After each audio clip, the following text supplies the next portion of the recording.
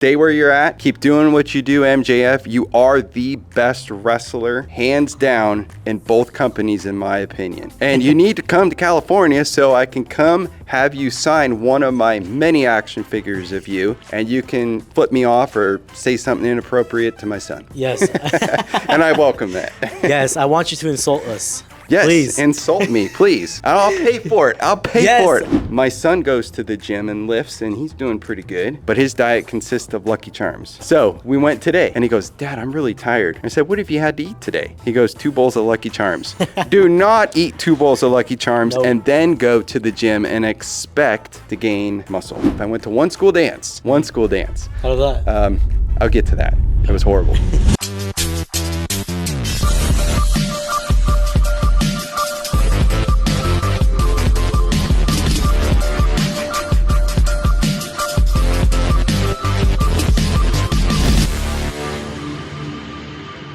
How's it going, everybody, and welcome to Undisputed Conversations. I am your host, the most undisputed man in the world, Alejandro Cervantes, and today I'm sitting down with somebody who has literally the biggest wrestling collection of anybody I know. Boys and girls, please help me welcome my favorite teacher of all time, Mr. Holstrom. How you doing, Double A? How's it going? Good. Now, for context, we are actually sitting in the GWC. We're filming this in the GWC, the greatest wrestling classroom. That's what it is. And wow, what a cool classroom.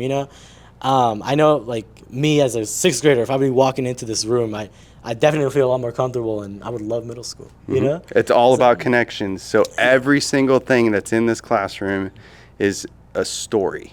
There's a story behind it. There's connection pieces. So if you walk in the classroom and you like NASCAR, boom, let's talk about NASCAR. You walk in the classroom and you like wrestling, which everybody should, and they do, then let's talk about wrestling, especially the 80s, right? The golden era of wrestling. So it's all about connections. When kids feel like they belong, that's when you can teach. You can't teach until you're connected with them. I love that. And they can't learn unless they're connected with you. No, yeah, that's awesome. Yep. Now, what would you say? Now, I know, like, your classroom, you were slowly, bringing more things in and making it look way more cooler and cooler and cooler, as time went on. What really inspired you to want to, decorate your classroom like this? So it actually started with you and Kylon. Yeah. Seriously. So I had a bunch of stuff that I had collected, right? But it was you coming in and saying you were a big Roman Reigns wrestling fan, which then got me to go, I remember when I was in middle school and I loved Hogan and Andre and all those Warrior, the great wrestlers. Yeah. And I started collecting stuff, and a lot of the stuff that's in the classroom is stuff that I have not bought with my own money. A lot of it is gift cards from parents and students, and a lot of cards that have been written on by the students, so it's just filled with memories. Oh, that's awesome. Yep. What would you say is the coolest thing in your collection? The coolest thing in my collection? Yeah. It's probably got to be this Winged Eagle belt right here, which I did pay for. So every time I see the Winged Eagle belt, it just reminds me of going to wrestling, seeing Hogan, seeing Andre, seeing Macho Man with my father. And that was really the only time that we ever hung out, was going to wrestling matches, about once a month. Yeah. So, yeah, it just memories is what it is. That's awesome. That's awesome. No, yeah. Would you go to a lot of wrestling shows then, right? Once a month. Okay. We'd go to the Rockford Metro Center. Yep. Okay. And so my dad would pick me up after school, and then we would stop and have dinner at A&W or McDonald's. And then we would get there about 2.5 hours before it started, and I'd just stand there. And it was so stupid because there's nobody in the arena. But I would just stand there and stare at this little bitty ring, and my dad would say, okay, let's go. And I'd say, go where? We're here, right? Yeah. And so my mom always hooked me up with the best tickets. So I always had floor seats, and I was usually, 2nd, 3rd row from where the wrestlers came through. So. Okay, so I'm sure you probably have a lot of cool stories. Oh, I do. What was the coolest, your coolest story? Two. Okay, so I held the tag team belts, the actual belts that Demolition held at the time. So I was there beforehand, and one of the refs came out and he said, hey, do you want to hold a belt? And I said, well, of course I want to hold a belt. I couldn't believe how heavy they were. So they were extremely heavy. Yeah.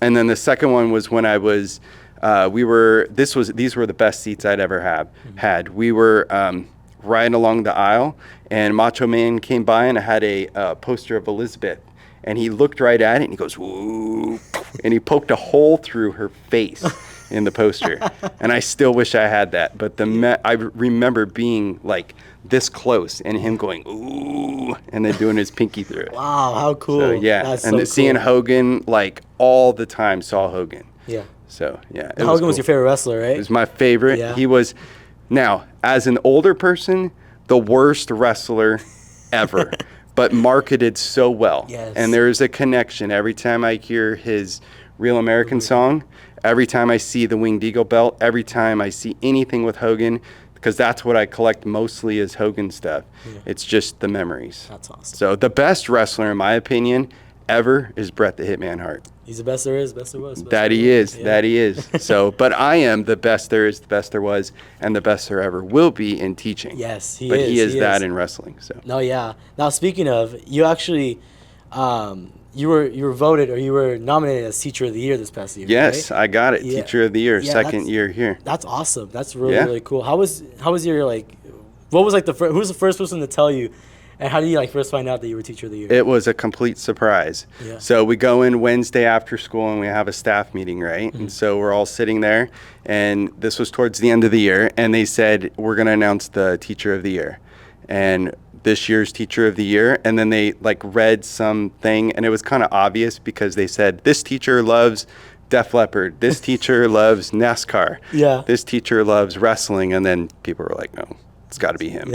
So yeah, so then they gave me a T-shirt that said, I'm Teacher of the Year, so wrestle with that. Yes, which yes. is super cool. And then I got a plaque, and it was really cool. Now, did you like before you were going into the room? Did you think you were gonna win? Like, No. you had no idea. No idea. No. Didn't think I was, especially being second year. I think at Adams it was my fifth year before I won. Yeah. But I got nominated for my first year, didn't win. Actually, Mr. Carson won, which he's phenomenal. And then I got it this year.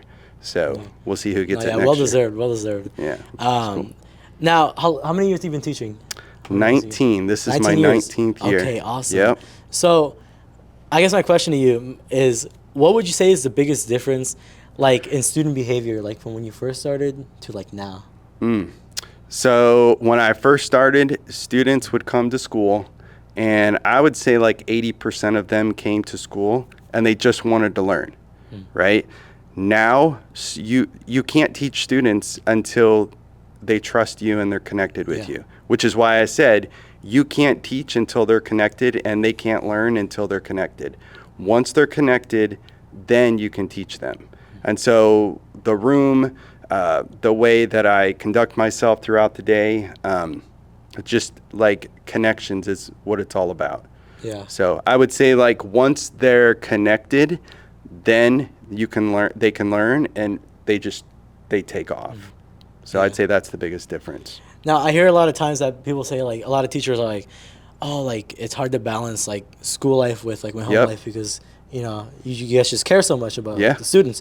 How would you say you balance, you know, your school life? I go to the with your home gym. life?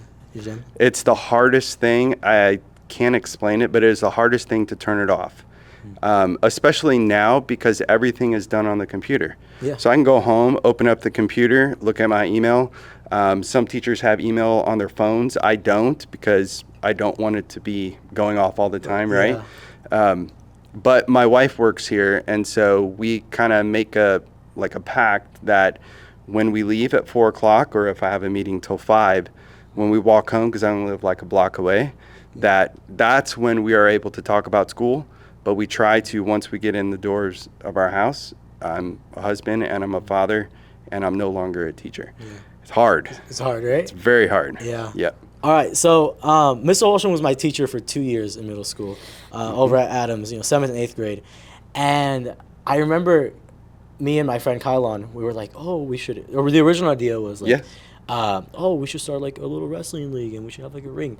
And the principal at the time, Mr. Woods, he was like, that's crazy. So I remember at the meeting, one of my IAP meetings, I brought it up. I was like, oh, like, you know, like, we should do this. I brought it up to him again. And he's like, no, like that's not a good idea, but maybe you guys could have like a wrestling club where like you guys talk about wrestling and you guys watch wrestling matches. And me and Miss Olsham, we would always talk about wrestling. Always. You know? And then Kylon, you know, found out too, and you know, we were all talking about wrestling all the time. So we're like, you know what, it'd be super cool if we start a wrestling club where we just sit there and talk about wrestling. Not to show off, but it was literally the biggest club It was. at Adams Middle School, you know. It was. Talk about that a little And bit. you and Kylan are the ones that made it happen, especially you. Because I remember you going during lunch recruiting, and Double A would have a The Bluetooth. like a Bluetooth on wheels with a microphone. Yep. And he would go throughout campus during lunch and say, "Come to the WWE club." Yes, and We're gonna- people still talk about it to this Yes, day. yes. Which is crazy. And people were like, "What are you doing?" But it grew, right? Yes. It started with a very small group to the point where we were told that we can't hold it anymore because we ran out of Yeah. room. We didn't have enough room in our classroom. Well, the coolest part I think was like, you remember when we had to like sign people in? Yes. It started off like, you know, 3, 4 people, and then it was like 5, and then it was like 7. It was 7 for a while, and then Yep. all of a sudden it was like 117 Yeah. or whatever. So I it was like, that's so big. Cool. We would have had to have moved to the theater. Yeah, yeah, 'Cause and it we was were that big. We were trying to get it to happen, but then it was actually COVID. It was COVID that stopped hit everything. and stopped you it. know? Yeah. So what we did was we started with the territories, right? Which I actually learned a lot through the process because I didn't even know much about it. Because when I started watching wrestling, it was, you know, WWF was nationwide, right? They had taken all the territories out. So we started talking about the backstory of the territories, how WWF started. Then we started with WrestleMania 1, and we watched the main event match. Yeah. But I would give a backstory to, because I would do research on what led up to it, like the behind the scenes stuff. Yes, yes. And then to let the kids know, then they watched it and they had a completely different perspective after hearing that, watching it. And then you came up with some of the most interesting matches, right? Yeah, and you yeah. would say, let's watch this week. Yeah. And then you would do giveaways, right? Remember that? Yep. Yeah. The Yep. licorice, remember the bottle of licorice? The Yeah. big licorice, yeah. Yeah. Wow, that was super fun. It was such a fun time. I remember when, like eventually when we was like, okay, Miss Olsen was like, pick like the top like 3 good matches that maybe we could play at the wrestling club. And he was like, no ECW and no Attitude Era. Yep. And there'd be times when I'd come back with like some matches and it was like, oh, like some of the crazy things like NXT were doing or something. And it'd be like, okay, we can't do that because, you know, A little too graphic. all the yeah. blood that he has on his Yeah. face or whatever, you know?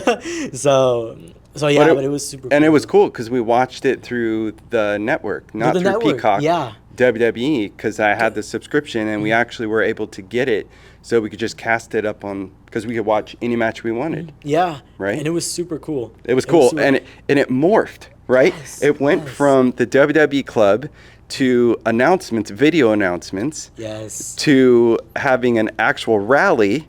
Thumbmania. Thumbmania. Yes. Yep, Talk about yep. that. That Dude, was that was so freaking cool. People still talk about that to this day Yep. too. Yep. So we had Mr. Trop, he was a history teacher. We had Mr. Brown, he was an English teacher, and we had Mr. Bullington. Bullington, yeah. And I want to say that. Brian Ross. Oh yeah, we had Bob Ross's Brian bro- Ross, yeah. Yes, and then we have so he was Bob Ross's long lost cousin. Yes. And they all dressed up, right, in like this different outfit. Let's see, Bullington was Macho Man. Yes. Trop was Mean Gene, Gene. right? And there was Brian Ross, which was Bob Ross's. He had the big fro, Yes. right, and the palette. Oh, and then Mr. Thornhill. Yes. He was in it too. Mr. T. Mr. T. That's right. He was Mr. T. Yes. So what we had, the idea was we had Mr. Thornhill and I, we always like played like we didn't like each other, which actually we were pretty good friends. Yes.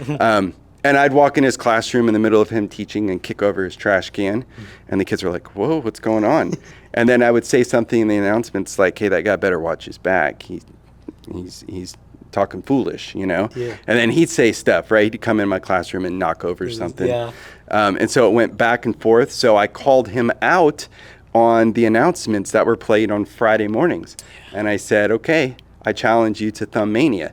And nobody knew what it was. And my idea was to make it like WrestleMania, right? WrestleMania 1, and every year we would do this, right? And so I bought the little, back in the 80s, they had the thumb wrestlers. Yeah. So I bought 4 of them. And so we had everybody up in the stands. And that was part of the rally, is that I wanted to have a big wrestling ring, but that wasn't going to happen. So we had a table, and then we had chairs. And so then I came out to Hulk Hogan's music, because we had an actual DJ. And then Mr. Thornhill came out to Triple H's music. Yes. The game, right? The game, yeah. And so we had it all set to where each one of us had a thumb wrestler, and we were thumb wrestling. Well, those things are so small, nobody could see it. Yeah. So towards the end, I think it was Mr. Thornhill hit me over the top of the head with a beaker. Yeah. He got real mad, so then I was laid out, and then out of nowhere comes Brian Ross, and he came with a pallet. The thing, right? yeah. The artist pallet, and hit him over the head. I think it was Bullington or Thornhill, and took the belt and walked off. And the crowd was crazy. It was freaking awesome. But there was months leading up to that. Yeah. So. It was almost like a whole semester thing. Yeah, It started it like the was. beginning of the year. It was. I remember I was up in the stands, and I started a chant. Yep, I tried yep. starting a chant, Yes. and everyone looked at me like, "What the heck is this guy doing?" But we were the biggest club on campus. Yes. And everybody was into it. Oh my god! And it was such an exciting time, because I remember people would just like be talking about it, like just Yep. like the rally. If I'm being real, no one was really talking about the rally. People were talking about Thumbmania, you know? Thumbmania, yep. Like it was all everyone was talking about. It was so cool, because it was like it was just built up, you know? Like each week there'd be something new Yep. that people were like, "Oh, I want to watch the morning announcements," you know? And every week you'd come with something new, you know, Yep. a new aspect to the storyline you guys are doing. So it was super cool. It was like a super little indie wrestling, basically, think because it's we probably just better, yeah. Yeah, well, better. It was on AEW's level. Yeah. But we were just trying to come up with ideas, and Bullington and Trop and Mr. Brown and Thornhill, they all bought in. Yeah. And it was great. And then COVID hit. Yeah, it just stopped everything. Yeah, it completely stopped everything. And then the opening here at Edna came up, and my son goes here, my daughter goes to Liberty. I live a block away, and my wife works here. So it was like, I'm going to make the move to come here, right? Living so close. And so I have been told that I'm not allowed to do anything crazy here. Oh. Because my son says after this year, because he's an 8th grader, he says, go crazy. But right now it's don't speak unless spoken to, don't look unless looked upon by him. So I can't do anything crazy. No, but I got okay. ideas. Yeah, So, no, that's really good. That's Yep. really good. Yeah, Yep. that's exciting. yeah, That's it's cool. exciting. But again, it's all about connections, right? Yep. So I probably have 15, 20 kids in my classroom every morning before school. And some are in here doing homework. Some are in here just hanging out. Some are just telling me about their weekend or their softball game or whatever, right? Yeah. But it's connections. And so then they start the day knowing that there's somebody here that cares about them, an adult that listens to them. Yeah. And regardless of how their morning went from home, they know that somebody cares. And then they start the day with that. And that leads through the rest of the day. Okay, now you mentioned that your son comes here. He does. How's the how are the interactions like at school different from like at home? Okay. So at school, he doesn't talk. Okay. He doesn't say much of anything. He's very, very quiet, very introverted, Yeah. right? When my daughter came to school, she was the same. I'm opposite. I'm very extroverted. And Yeah. so he tells me pretty much every week, Dad, tone it down. Okay, you got another 2 years. Well, after this year, he's going to high school. But Yeah. he's like, if I see him far away, I cannot look at him unless he looks at me. Uh-huh. If he looks at me, then I can look at him, but I can't wave, no thumbs up, no fist bump, nothing. Do you ever forget? Like, do you ever yes. just naturally like wave or like you go over? Yes. So Miss Yeah. Trubisky she's amazing. She's a PE teacher, and he was a TA for her. So because my job is not just staying in my classroom, I go to where the kids are, Yeah. and I go from class to class to class. And then, so I see him because he's a TA. And so I'll kind of walk by and I'll talk to Miss Trubisky, but really I'm like wanting to talk to him, but I can't, Yeah. I can't say anything to him. It's kind of like, when you're young and you're like, oh, does she like me? Yeah. Should I say something? Right? Now is he giving you like the look like He does. What we talked about. if I talk to Miss Trubisky about him and say, how's Aiden doing? And she's always great. She's like, oh, he's phenomenal. He's amazing, you know? And then I'll look at him and he'll look at me with that look of, which is the dad, no. Yeah. So then I'm like, oh, okay, great. Good to hear. Have a good day. And I'll walk away. Yeah. Yeah, so then having my wife here is awesome too because she's the counselor. So we have both parents here with him. Daughter goes, she's a senior this year. Senior, so yeah. yeah. Oh, yeah, that's cool. That's cool. Now, how was it like for you growing up in school? Man, dude, I was so opposite of you. Yeah. I was so scared. Really? I pretty much worked from, I don't know, like I would every weekend go work with my dad, right? Mow yards, newspaper routes, things like that. Once I turned 16, straight to working at a nursing home and did that all the way until I went to college. So I didn't do any of the proms. I didn't go to homecoming, none of that stuff. I went to one school dance. How did that? I'll get to that. It was horrible. But I went to one school dance, but I was always working. So I look back now and I'm like, man, I wish I would have taken advantage and not been so scared of what people thought and, you know, so nervous all the time. Like, just be me, right? Yeah. Easy to say when you're 46, right? Compared to when you're 11 or 12, right? Yeah. Yeah, I went to one school dance. Spring Fling. Have I shared it with you? You have. Okay. Yeah. All right. So I won't say any names. So Spring Fling. All right. What happens at Spring Fling is the girl asks the guy to the dance. Okay. And so I am in what many people would call the nerd group. Okay. Because basically I focused on schoolwork and then I just worked. Yeah. And so I shared a locker with one of the star football players. And so I would have to go over to his locker to get my books because his books were on the top part and mine was on the Now, bottom. was this in high school? This was in high school. Okay. Okay. This was when I was a junior. Yeah. Sophomore, junior, something like that. And so I went, but he always had the girls around, right? Yeah. So I'm this little short, nerdy guy, right? And, you know, pimples everywhere. And I'd have to go get my books in between classes. And I hated it because the girls were always there. So I'd have to go over there. Excuse me, I'd like to get my books. Oh, sure, you can get your books. Go ahead. And then they'd always tease me, right? Yeah. So I get my books, hurry, grab my books, and then go. And many times I would grab the wrong books because I just wanted to get them to go to class because I was so scared, right? So the day, the week starts to come closer and closer to Spring Fling. I've never been to a school dance. I've never had a date. Like, I don't do that, right? Yeah. And so there's this girl that I worked with and at the nursing home, and I was like, well, you know, maybe, right? And nope. And then the day before the Spring Fling dance, it was, hey, do you want to go? What? Are you talking to the right person? Yeah. So I said, sure, I'll go.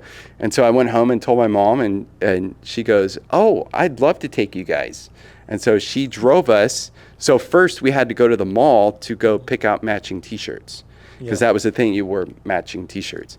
And so we picked out matching T-shirts at Maurice's in the mall. It was Calvin Klein. Still remembered exactly what it looks like. And so we had matching T-shirts. We got our picture taken in front of the fireplace. And I'm thinking, well, this is great. This is good because finally I'm able to do what other people are doing, right? And so we go out to dinner, and she wasn't really talking. What was on the T-shirt? It was a big C and a K, and it was all black. What did it stand for? Calvin Klein. Oh, okay. And so we got our picture taken. My mom drove us in the minivan to dinner, dropped us off. She waited in the car, and we had dinner. So we went to a pizza place. She didn't really talk. I tried to talk. It was just weird, right? And so we get back into the van, and we go to the gym at the school. All right. So I get around, open the door for her, and we walk in. I never saw her again the rest of the night. She walked in. I don't know where she went, and I just stood there. And so I didn't know what to do because none of my friends, they always worked, so I didn't have friends that did that stuff. And the music's bumping, like, Boyz II Men and Run DMC, right, and that type of thing. And I don't know how to dance. I don't dance. And so I just turned around and walked home. That was the only dance I ever went to. So, what was your mom's reaction when she like saw you walk in the door? She was like, didn't go good. And I said, nope. And my dad goes, pretty bad, huh? And I said, yep. All right, going to bed. Good night. And I just remembered like being so devastated, and I'm never, ever going to date anybody and that type of thing, right? Yeah. So what happened like the next time you guys went to school? Like, did you ever see her? Like, did you guys ever like talk about it? Or was it just kind of like you never saw her again kind of thing? I never saw her. Well, I saw her again at school. And then I worked with her, so saw her at work, but we never really talked. Okay. She just kind of did her thing, and I did my thing. Yeah. So. Oh yeah. Hey, cool. Cool But story. I Yeah. found the most amazing woman on the face of the planet that I Yeah. am married to and have been married to for 20 years, something like that. Okay. She's my best friend. She's amazing. So I That's did awesome. find somebody. So there It worked is out. hope Worked for out you. good. There is hope for you. Hear that, y'all? If you go to a school dance and that person leaves you, there's still hope. Yes. So Or if they say they're going with you and they say they aren't going with you, doesn't matter. doesn't matter. Doesn't matter. There's plenty of fish in the sea. Yes, Right? yes. I remember you would always tell me that. Yep. Yeah, 'cause Yep. I was that kid in middle school that was like, oh, like, this girl doesn't like me, and Mr. Olsen always would tell me, well, there's plenty more fish in the sea. I For- always remember that. For I some always remember people, that. there's a few less fish than others, but there are still fish in the sea for many. Yes, yes. So. And it's funny you mentioned that because around senior ball time, I think I might have told you about it. I was like, oh, I really wanted to go with this girl, but she like ended up like BSing with me.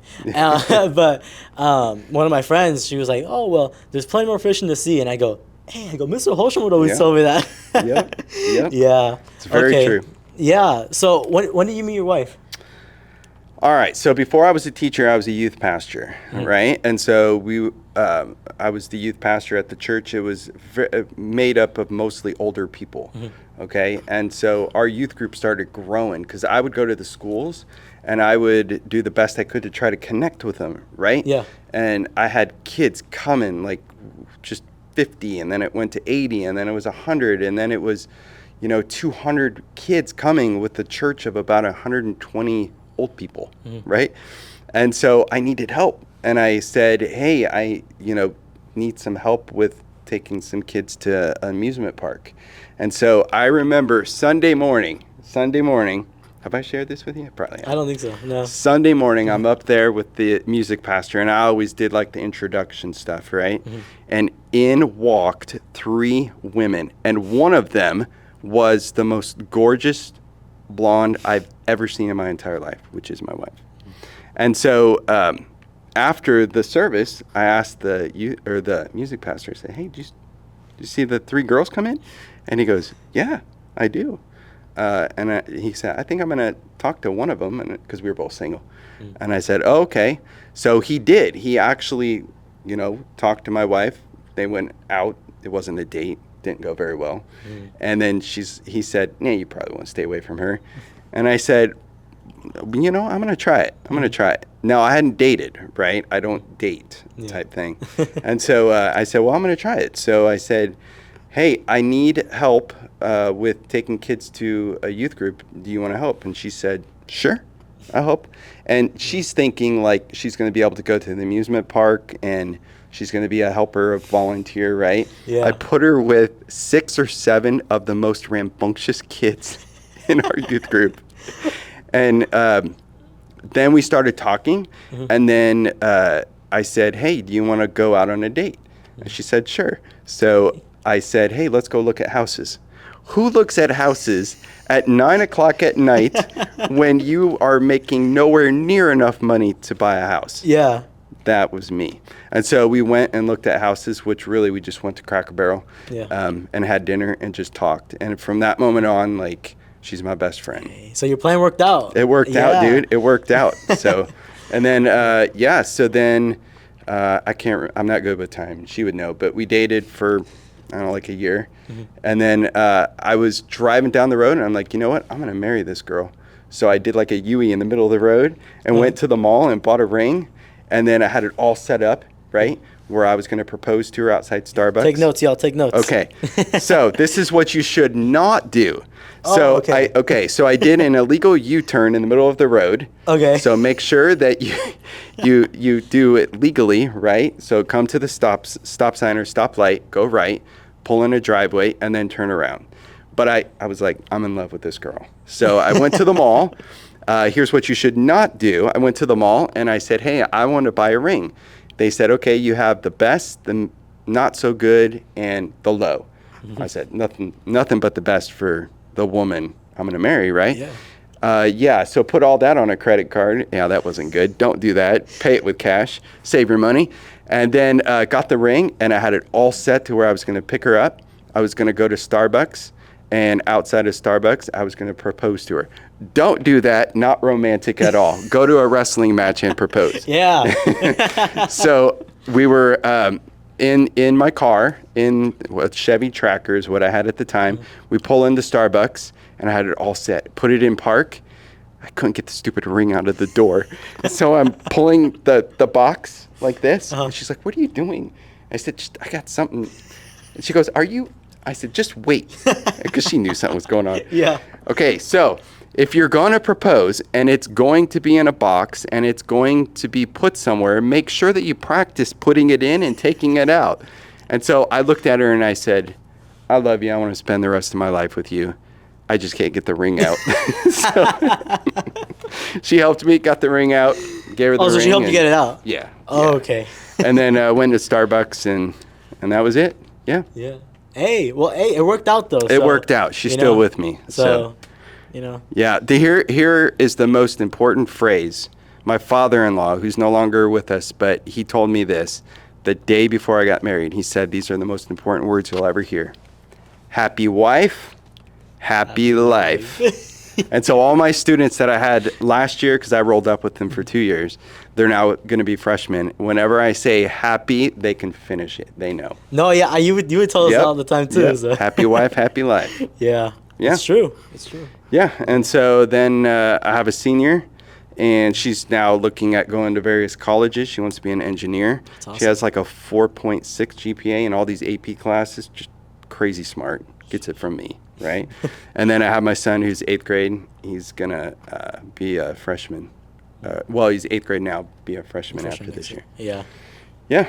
That's awesome. That's really, really cool. Yeah, it is cool. So we go, my son and I, we've been going to the gym this summer. Okay. Yeah. So how's that been? Okay. So when you go to the gym, you need to go with a purpose. Yeah. Okay.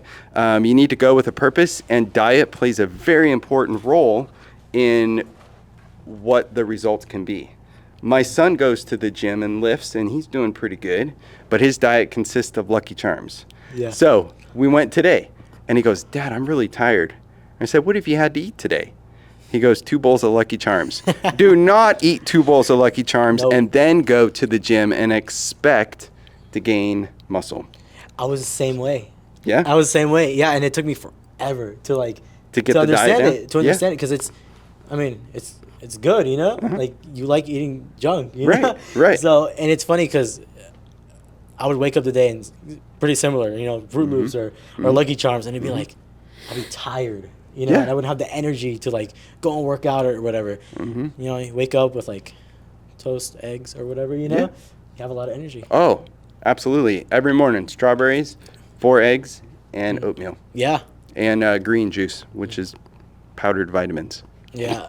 What do you guys like hitting in the gym? Like, what's your guys' favorite? So I go in the morning. So I go usually at 6 in the morning from 5:30 or 6 to about 7 when school is in session, right?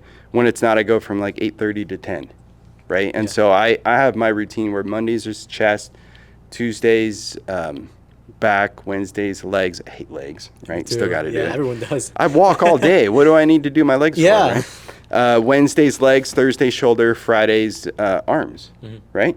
And that's what I do. And so I go do that, and then in the afternoon, I lift with him, but I lift very, very light. And then he, I try to help him with proper form and technique. Yeah, because that's more important than how much you lift. Yeah. Yeah. And he's doing really good. He's got the technique down, so Oh, yeah, that's really good. he just needs to get the diet down. Yeah, because it's funny because I remember when I first started, or even it took me a long time. It took me a few years where I was like, oh, I'm going to the gym and I'm doing all these things, but like I'm still like not growing, kind of thing, you know. And then I think it was my brother, or I might even saw a video. I don't remember, but it was like, oh, you got to focus on your diet. If you can't, fix your diet up, then you just don't grow. Right. It doesn't work properly. Right. Because you could go to the gym, and then you could go home and eat a donut, and it just kills what you just did. You know? That's my wife's mentality. Yeah. She doesn't go to the gym because the minute that she's gone with me a couple times, the minute that she starts to sweat, she's like, I'm ready to go home. But that's why you go to the gym. You Yeah. go to the gym, sweat. Yeah. If you're not going to sweat, then you haven't done anything. But that's her thing. So she'll go in the pool, and swim laps and stuff, which is fine. And then she'll have her donut. And Yeah. she like cancels it out. I'm Yeah. like, I want to Yeah. gain muscle. So, I don't want to cancel it out, right? No, yeah, and it's hard. I know it's hard at first too, just because like you end up super hungry after you're done with your workout. Yes. You know? Do you get sore? I do, but like not till like the morning. Yeah. Yeah. Yeah. The next morning. The next morning, it's like I could barely move. Yep. That's how I Yeah. am. No, yeah, but you drink like protein powder or creatine? Or Yeah. anything? Yeah. Like let's see, I do creatine, but I don't do a lot. I put it in my water and drink that in the morning. Okay. And then I just started taking ATP supplement. Okay. So, which it's not a bad thing, but I take a very little bit of that, and that's supposed to help too. So, yeah. But I my metabolism is so high, right? So I want to gain muscle, but I have to lift super heavy with very heavy weight and low reps. Yeah. And I try to avoid cardio because it kind of counteracts, if you're trying to gain. Yeah. But I feel bad if I'm not doing cardio, right, at the gym. So Now, I do don't you know. like do you lift till failure kind of thing? I do. Yeah, I okay. do. Yep. I try to do 8-6-4 or 10-8-6. But I try to lift really heavy, and then if I feel like I'm not, like today, I felt like I could do more. I just lifted it until I was about ready to pass out. No, yeah, that's good. That's good. Yeah. Because it also makes you stronger too at the same time. Yeah. So Yeah, but it's yeah. also not just physical, it's your mind. So that's why I do it before school, because it helps set my mind, right? So all I listen to usually is Metallica or Def Leppard. And I just listen to that. And every once in a while, I'll have Real American come on, and I'll listen to Motorhead, Triple H's, yeah, theme. So and you start spitting water and you rip your yeah, shirt. that's what I do. I rip the shirt, yep. And then I'll listen to Ultimate Warriors, and I'll start running around. Yeah, just grab things and start shaking. Yeah.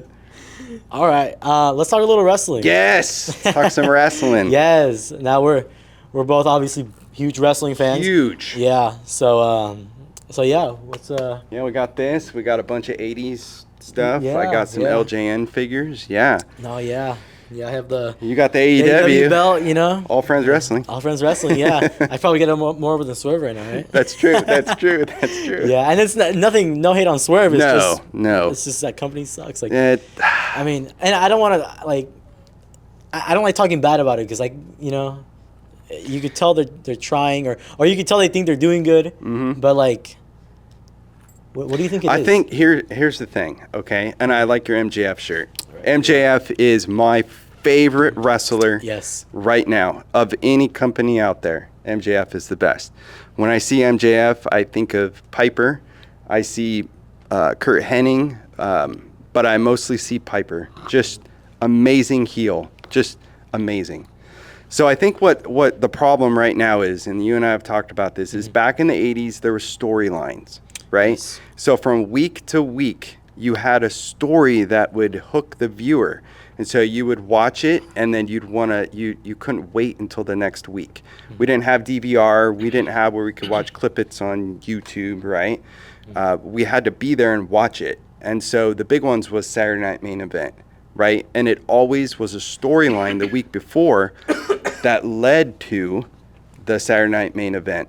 And I think that's what AEW is lacking, because every time I turn on Wednesday Dynamite, I mean, one week I'll see MJF and Daniel Garcia. Next week I'll see MJF and, I don't know, Roosh. And then I'll see Ospreay and Ray Phoenix. Like there's no And Osprey and storyline. Swerve. Yeah, and Osprey and Swerve. There's no Yeah. storylines. Then you go to the other company and you see the bloodline and you don't know Yes. where they're going to go. Even though I'm not a big fan, as you aren't, of the Uncle Howdy stuff, but you just don't know where that's going to go. Yeah. You got CM Punk, you got McIntyre. You have stories there. You don't have stories in AEW. Exactly. And I feel like that's like I feel like their mindset is very like, oh well, you know, we want to produce good wrestling. Yes. But no, you got to have a good storyline to really make people care about Yes. the good wrestling, you know? Like, you know, like Punk and I think the Punk and McIntyre storyline is a very good example. Oh, because you perfect. got, not only do you have Punk and McIntyre, you have Punk and Rollins. You have Punk and Adam Pearce, you know, Yep. the general manager, or you have Punk, or you have McIntyre and Adam Pearce or whatever, you know? So everything ties in together and it makes sense. And That's you why never people- know what's going to happen. But that's why people want to see the match. Yes. You know, Yes. McIntyre versus CM Punk. We don't even know if he'll be a good match. Right. Because Punk is like, I love Punk. He's my favorite wrestler, but he's very injury prone. Yes. So we don't even know if he'll be good. You know, he's been gone for like almost a year now. Yeah. Right? So, you know, we don't know if the match will Heard be at the good, but Rumble. it's about that storyline. You Yeah. know? Yeah, and when AEW first started off, it was all wrestling. And it was all wrestling. It was. WWE was all about, you know, talk.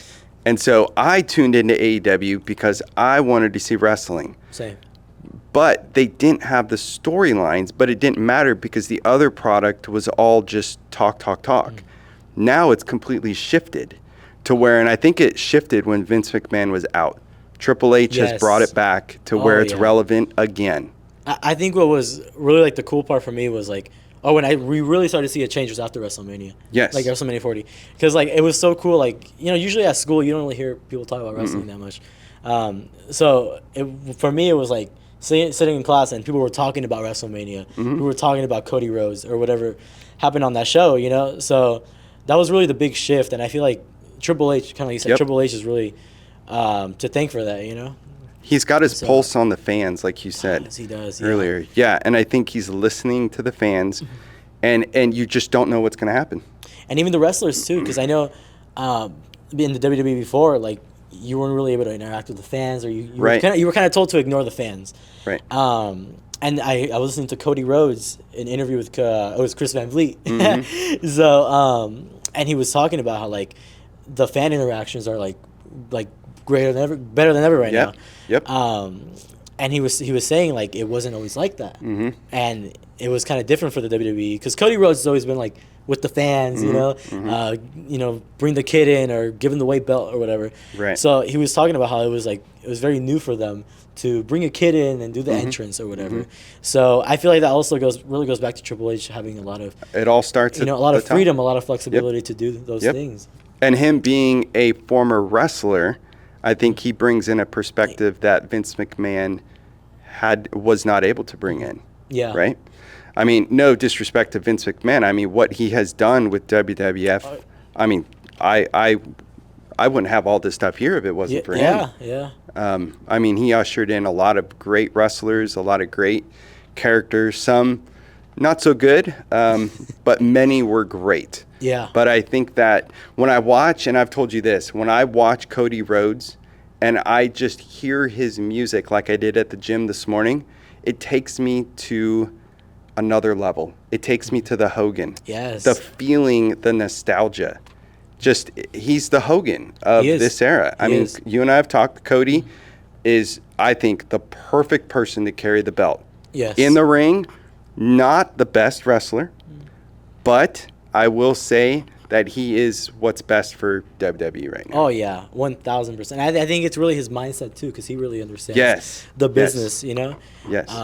No, yeah, and I remember like, and we were talking about this the other day, kind of like, I remember for me it was Bryan Danielson or Daniel Bryan, you know, like it's that baby face that I Yes. feel like modern wrestling needs. Yes. You know, like WWE needed it for a long time, and AEW needs it right now. AEW has 2 stars. They got MJF and they got Will Ospreay.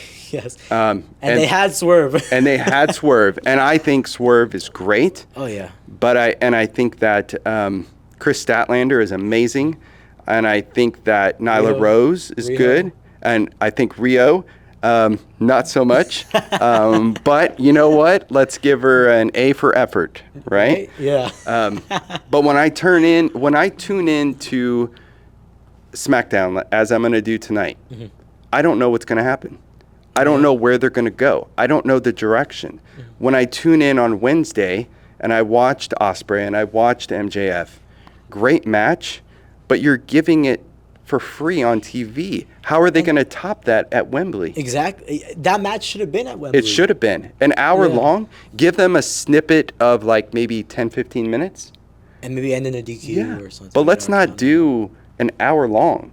Yeah. So I just feel like from there they painted themselves in a corner, and I think that's what they do with a lot of their stories. They paint people in the corner, and everybody's baby faces. Yeah. Nobody's a heel. You go to the other company, and you have Solo, who's doing amazing work. The Bloodline. Yeah. Right. It's babyface versus heel. Babyface versus heel. Drew McIntyre. Oh my gosh. Oh man. That dude came from nowhere. Amazing. Man, take that filter off that guy, and he was. He's the best. He's the best. And it was crazy because people talk about it now, like, man, it's crazy how he was. They told him not to talk before, you know, told him to be serious or whatever. And then Vince leaves, and Triple H's like, do what you want. Yeah. Boom. He sits there crisscrossing the ring, and he just starts insulting everybody. It's good stuff. It's good, awesome. and you just don't know what's going to happen. Yeah. So, well, and the ratings don't lie. You and I talk about this quite often. They don't lie. So the rating for one company is going up, and the other one is going down. Yeah.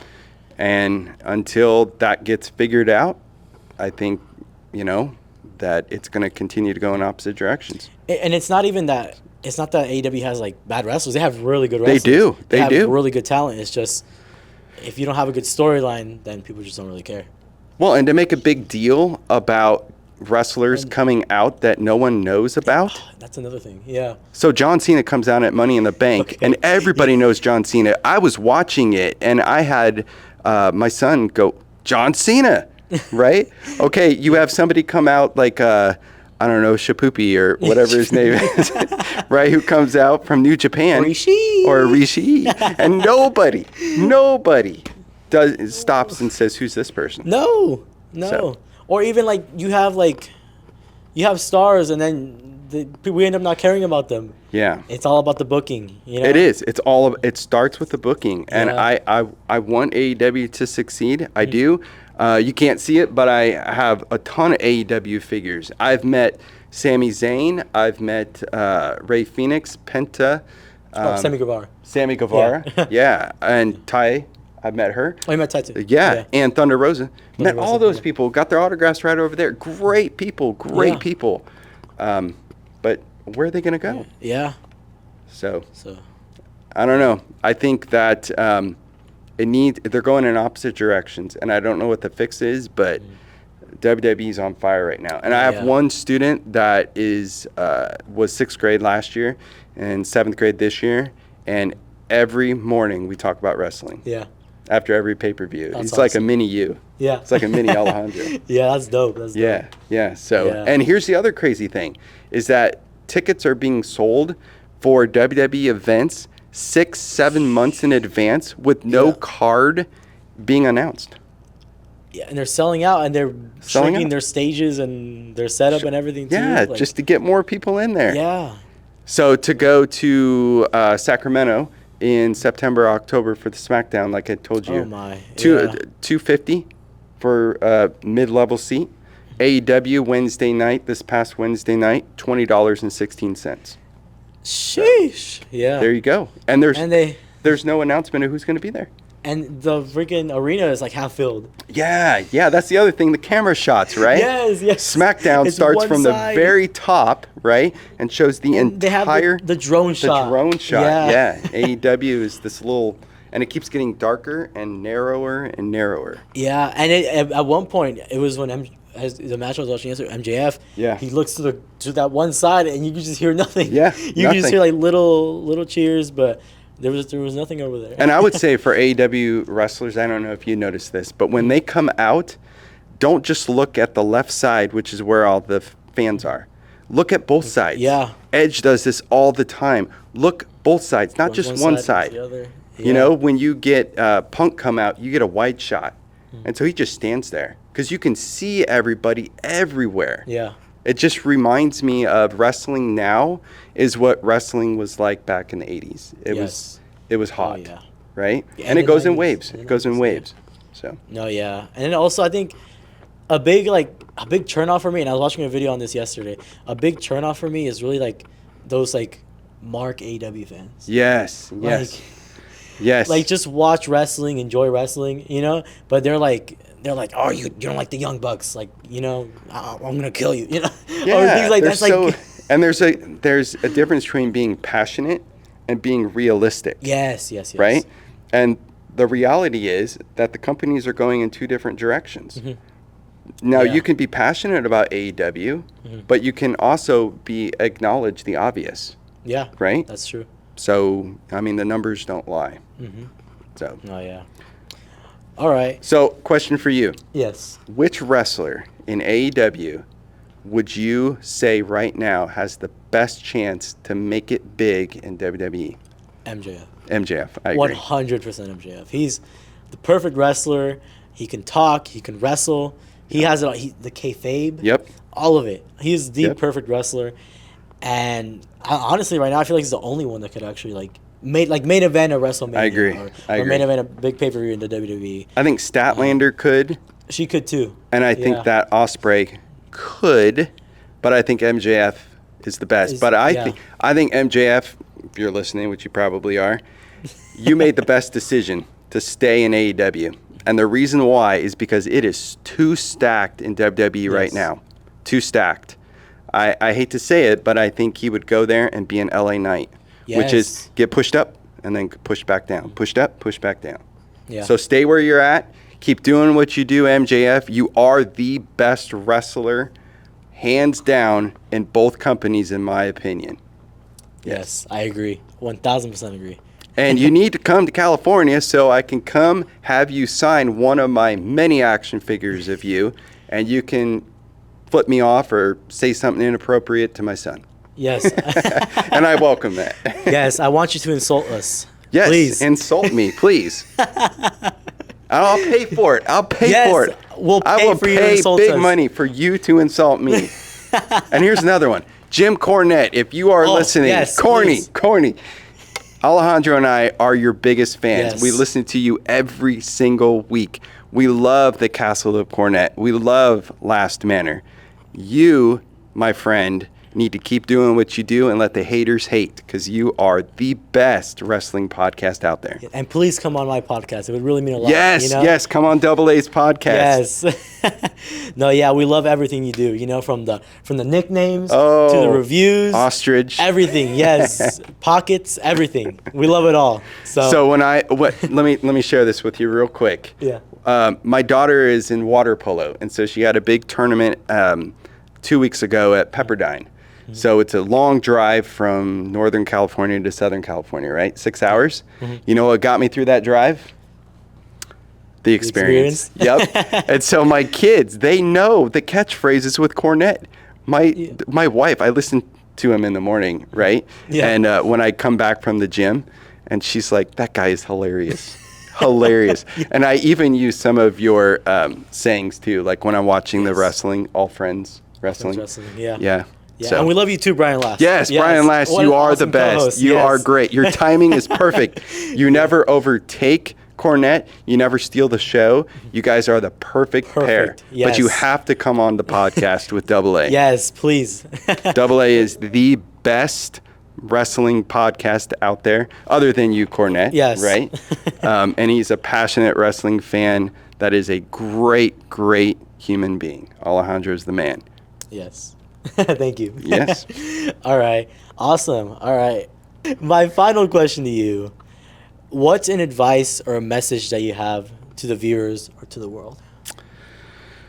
Oh, there is a book, and I don't know the name of the guy who wrote it, but there's a book called No More Mondays. And it basically talks about find a job, find a career that you love, and you will never work another day in your life. Our world is filled with money, money, money. We don't care about people. we run over people so that we can get more money and get to the top. And what I have learned as I've gotten older is none of that stuff matters. What matters is the conversations you have with people and the legacy that you leave behind. Find a job where you never have to work another day in your life, and you will be the happiest person in the world.